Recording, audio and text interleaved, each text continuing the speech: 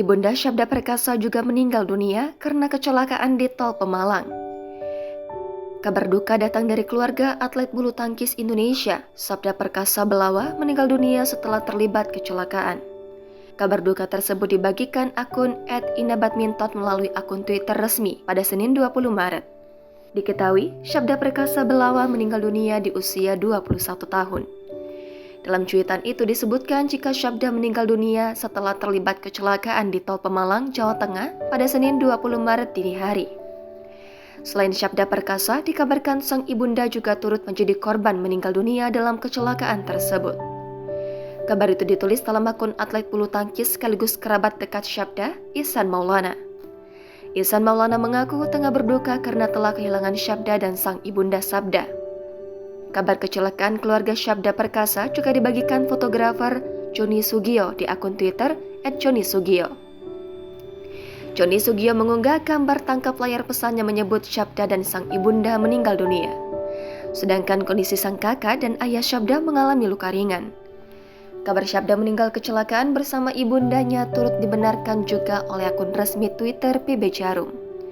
Dalam cuitannya, PB Jarum berduka karena kehilangan salah satu atletnya. PB Jarum juga mengucap duka untuk ibunda Syabda.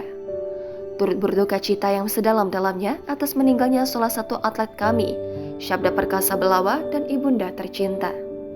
Syabda meninggal dunia dini hari tadi dalam perjalanan bersama keluarganya ke Sragen untuk berziarah ke makam neneknya. Selamat jalan Syabda.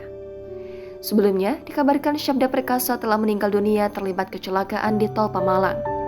Atlet senior Yuni Kartika juga mengungkapkan rasa duka mendalam melalui akun Twitter miliknya @yunikartika73.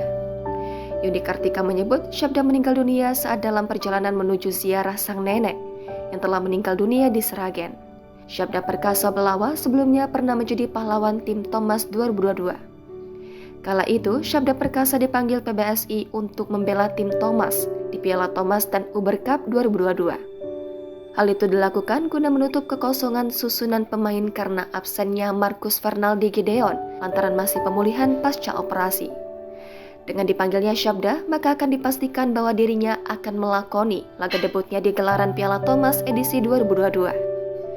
Benar saja, pada pertarungan melawan kontingen Korea, Syabda akhirnya diturunkan sekaligus menyumbangkan poin untuk Indonesia. Syabda juga sukses menjadi pahlawan di laga penentu tim Thomas Indonesia. Catatan impresif didapat Syabda di debut pertamanya.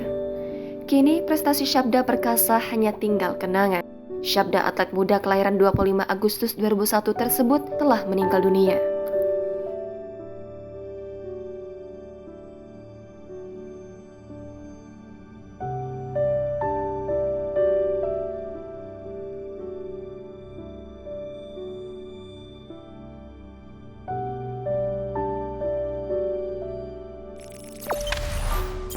Jangan lupa subscribe, share, komen, dan like ya.